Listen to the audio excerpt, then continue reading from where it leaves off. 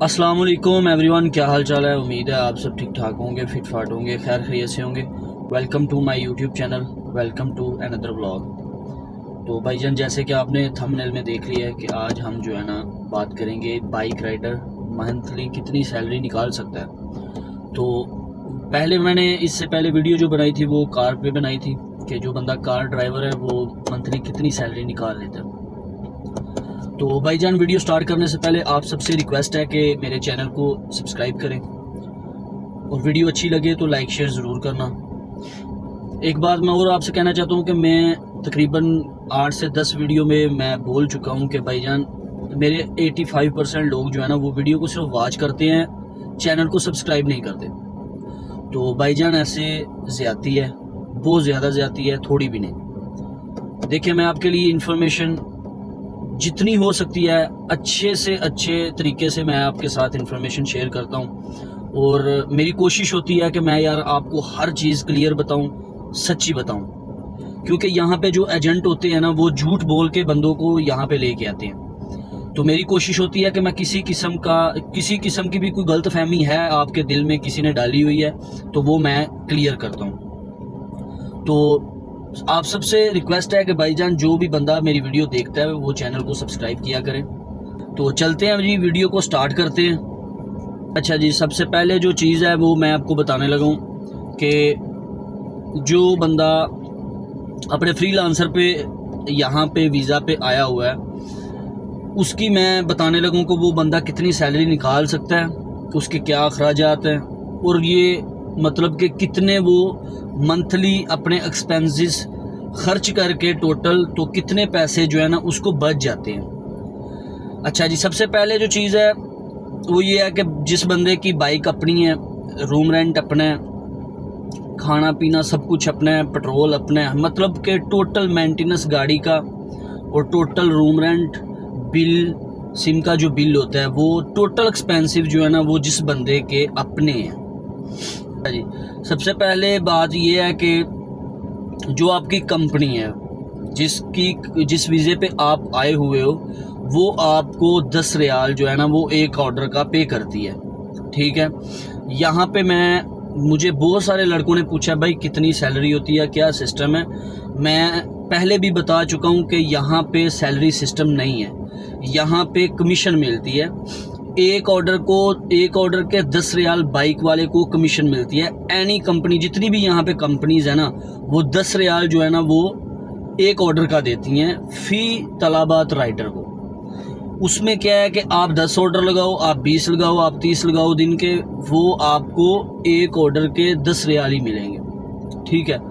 उसके बाद बात आ जाती है आपका जो पेट्रोल लगता है महीने का वो कितना लगता है। अच्छा जी भाई साहब, यहाँ पे बाइक्स हैं, डिफरेंट कंपनीज की बाइक हैं, जैसे कि होंडा है, सुजुकी है, बेनाली है, मतलब 4-5 कंपनी हैं जो मतलब जो यहाँ पे जो है ना बाइकें चलती हैं जिस कंपनी की। यहाँ पे फ्यूल एवरेज जो है तकरीबन सेम ही है, इतना जो है ना वो फ़र्क नहीं आता। अभी मेरे पास जो सुजुकी जिक्सर थी वो 155 सीसी थी, ठीक है। तो उसकी जो एवरेज है वो आप लगा लें कि दिन के 15 ऑर्डर लगते हैं या 17 ऑर्डर लगते हैं या 20 ऑर्डर लगते हैं, जितने भी ऑर्डर लगते हैं। मैंने एक दिन उसकी टैंकी जो है ना फुल करवा ली है, मतलब आज मैंने उसकी टैंकी फुल करवाई है तो मैंने आज का दिन भी पूरा उसको इस्तेमाल करना है और कल का दिन भी पूरा इस्तेमाल करके तो शाम को जो है ना जाके जब शिफ्ट ख़त्म होती है तब जाके मैं उसका तेल डलवाता था उसके अंदर। और उसकी यहाँ पे जो बाइक्स हैं उसकी जो टैंकी फुल होती है वो क्या सिस्टम है कि जो मेरे पास सुजुकी जिक्सर थी वो 26, 25, 27 इतने में वो फुल होती थी, ठीक है। मतलब आप लगा लें कि 2 दिन का जो आपका पेट्रोल है ना वो 25 रियाल का लगता है। इसमें ऑर्डर बड़े भी होते हैं, छोटे भी होते हैं, मतलब आप लगा लें कि 25 रियाल का जो है ना वो आपका पेट्रोल लगता है एवरेज 2 दिन का। तो 2 दिन का जो पेट्रोल 25 की एवरेज से आप देखते हैं तो आपका जो पेट्रोल है वो 350 से लेके 400 रियाल तक जो है ना वो आपके पेट्रोल का जो है ना वो खर्चा आ जाता है, ठीक है। उसके बाद आ जाती है सिम का जो आपका पैकेज है। कई लड़कों ने बिल वाली सिम ली होती है। बिल का जो सिस्टम है वो ये है कि आपने बिल वाली सिम ले ली है, उस पर भी आपने देखना है कि पैकेज कौन सा लेना है आपने, ठीक है। उसमें 155 रियाल से लेके 170 रियाल तक है, 200 रियाल तक है, 250 रियाल तक है। मतलब जो सबसे सस्ता पैकेज है वो 155 रियाल का, ठीक है। और मैं आपको ये चीज़ बता देता हूँ कि यहाँ पे इंटरनेट सबसे महंगा है, ठीक है। जितने भी यहाँ पे गल्फ कंट्रीज है ना, जितने भी मुल्क हैं, इनमें से सबसे ज़्यादा जो महंगा इंटरनेट है वो कतर में है। शायद मैंने सुना है यहाँ पे लड़कों से कि दुबई में भी महंगा है, लेकिन मुझे जहाँ तक ज़्यादातर लड़के, क्योंकि यहाँ पे हर मुल्क में जो पहले बंदे रह रहे हैं या रह के आए हैं वहाँ पे, उन्होंने मुझे बताया कि यार यहाँ पे जो है ना इंटरनेट सबसे महंगा है, ठीक है। तो ये है कि आपको मैंने पहले भी बताया था कि मैं 125 रियाल वाला जो है ना वो कम्बो लगाता हूँ, मेरा महीना निकल जाता है इजीली, आराम से। तो ये चीज़ होती है। अच्छा, आपने देख रहे हैं कि भाई आपने पैकेज कौन सा लगवाना है। अगर मैं अपने हिसाब से बताऊं तो मैं 125 रियाल का जो है ना वो मैं कम्बो लगाता हूं, ठीक है। 125 रियाल वो आप जो है ना लगा लें। उसके बाद बाइक का जो मोबाइल है वो महीने में आपको 2 बार चेंज करना पड़ेगा, ठीक है। लाजिम वो जो है ना चेंज करना पड़ेगा। तो ये चीज़ होती है, 2 नहीं तो आप 3 दफ़ा लगा लें। अगर आपकी बाइक न्यू है ना तो आपको इतनी टेंशन नहीं है, इतनी मुश्किल नहीं है, वो आपको महीने में 2 दफ़ा चेंज करना पड़ेगा। अगर आपकी बाइक थोड़ी पुरानी है, वो मोबाइल खा रही है, ठीक है, तो फिर उसकी वजह से आप लगा लें कि 3 दफ़ा जो है ना आपको मोबाइल चेंज करवाना पड़ेगा। और यहाँ पे जो मोबाइल है उसके भी रेट हैं 15 रियाल। कोई कंपनीज है, दुकानदार हैं, वो 15 रियाल का चेंज करते हैं, कोई 20 का करते हैं, कोई 25 का करते हैं। वो आप पे डिपेंड करता है कि आपने कौन सा जो है ना मोबाइल उसमें डलवाना है। अगर आपने अपनी गाड़ी को अच्छे तरीके से रखना है, चलाना है उसको, तो आपको अच्छा मोबाइल डलवाना पड़ेगा। मैं अब खुद अपनी बाइक में कैस्ट्रोल का खुद मोबाइल लेके, तो मैं जो है ना मजदूरी दे के दुकान वाले को, तो मैं जो है ना डलवाता था। तो मेरा तकरीबन 22-23 रियाल खर्चा आ जाता था, ठीक है। 17 का मैं तेल लेके आता था और 5 रियाल उसको मजदूरी दे के तो मैं उसको चेंज करवाता था, ठीक है। अच्छा, उसके बाद जो है आपका रूम रेंट आ जाता है। रूम रेंट देखो, रूम रेंट यहाँ पे जो है ना 300 रियाल, कम अज कम 300 रियाल जो है ना रूम रेंट का खर्चा होता है। 300 से कम बेड स्पेस नहीं मिलती। अगर आप बेड स्पेस पे भी रहते हो ना तो 350, 400 से मतलब लगा लें कि ऊपर या नीचे नहीं है। वो आपकी जो है ना वो अकोमोडेशन पे डिपेंड करता है कि आप विले में रह रहे हो या आप किसी बिल्डिंग में रह रहे हो, किसी अच्छी बिल्डिंग में रह रहे हो, वो आप पे डिपेंड करता है, ठीक है। अगर आपने रूम रेंट कम रखना है कोशिश करके, तो आप 4-5 दोस्त मिल के तो आप जो है ना वो रूम ले सकते हो, एक वो सस्ता मिल जाता है। तो ये आप लगा लें कि 350-400 जो है ना वो तकरीबन रूम का रेंट आएगा। अच्छा जी, उसके बाद बारी आ जाती है जनाब मेस की। यहाँ पे जो आप खाना बना के खाते हो, ये भी आप पे डिपेंड करता है कि आपने रूम में खाना बना के खाना है या आपने बाहर से खाना है। क्योंकि जो ज़्यादातर यहाँ पे बाइक राइडर है ना या कार ड्राइवर है, क्योंकि ये हमारा काम ऐसा है कि हमने सिर्फ सोने के लिए रूम में जाना है, ठीक है। क्यों, हमने लगा लो कि 12 घंटे अगर ड्यूटी करनी है तो 2 घंटे पहले उठना पड़ता है, उठ के फ्रेश होना पड़ता है, नहा के निकलना होता है, आधा घंटा पहले जोन में जाना है लॉगिन के लिए। अगर आपका रूम जोन के अंदर ही है तो आपको ये बेनिफिट हो जाता है कि आपका 1 घंटा जो है ना वो बच जाता है।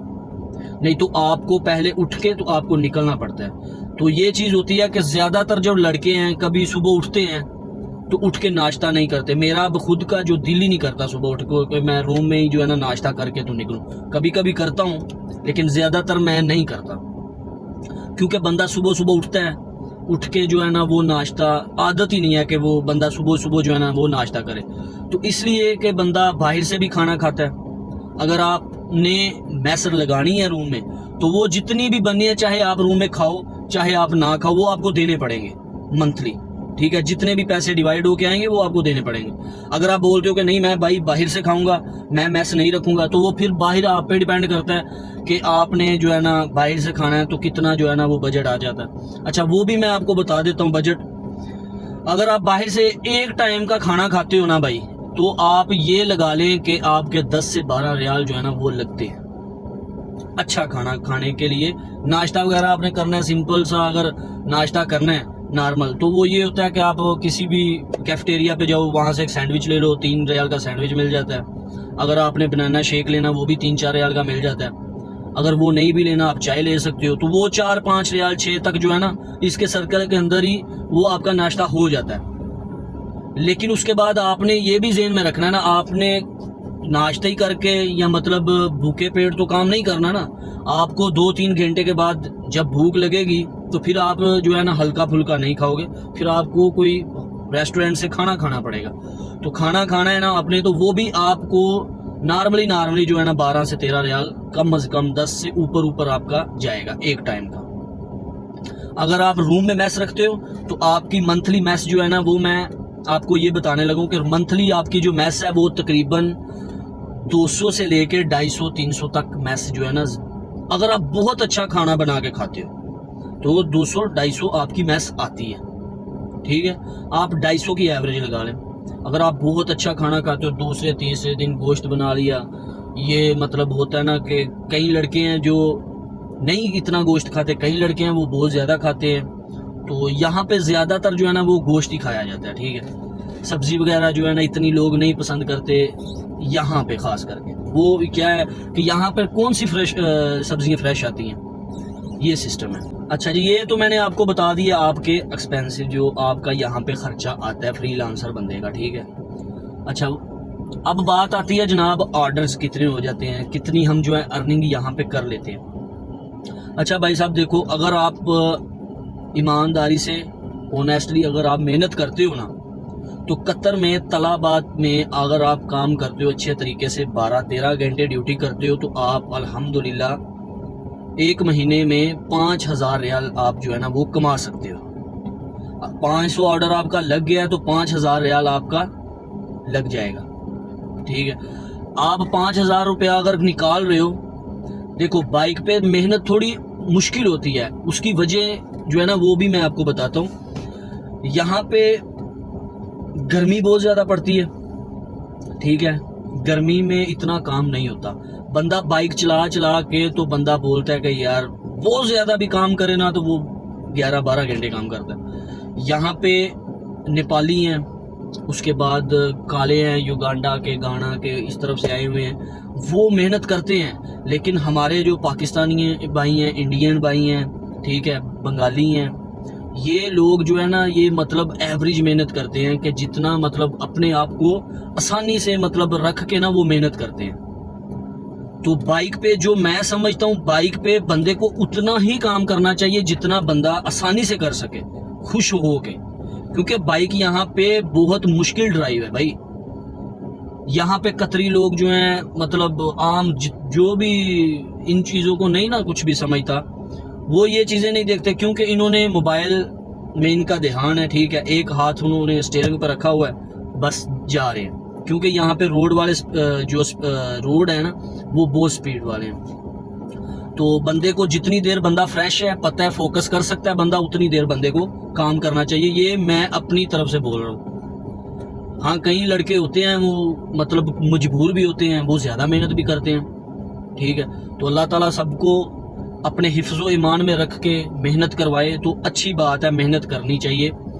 मैं ये आपको बता रहा हूँ कि जो बंदा अच्छे तरीके से पूरा महीना मेहनत करके काम करता है ना, कोई भी छुट्टी नहीं करता, तो वो 500 प्लस जाएगा, 500 प्लस से ऊपर ही जाएगा, नीचे नहीं रहेगा। ठीक है, तो ये चीज़ है कि आपका जो 5,000 है ना आपकी सैलरी निकलेगी।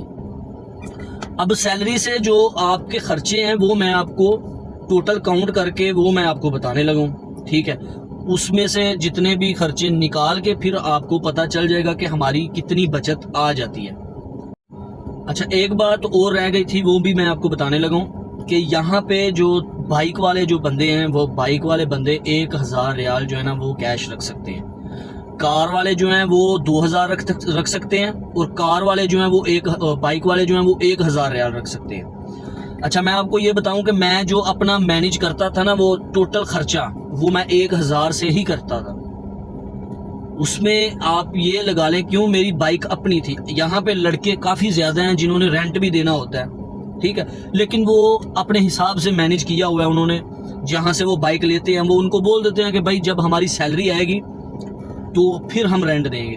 क्योंकि यहाँ जितनी भी कंपनीज हैं, कोई रेंट पे कार दे रहा है, कोई बाइक दे रहा है, उन सबको भी पता है कि तलाबात की सैलरी किस डेट को आती है, किन दिनों में आती है, ठीक है। तो वो भी कंप्रोमाइज़ करते हैं। तो जिस बंदे की बाइक अपनी है ना, तो पहले नंबर पे उसको तो आप लगा लें कि सिर्फ और सिर्फ पेट्रोल का खर्चा उसका आएगा, वो आप लगा लें कि ज़्यादा से ज़्यादा 400 रियाल उसका खर्चा आएगा। और रूम रेंट है वो 300 रियाल आएगा।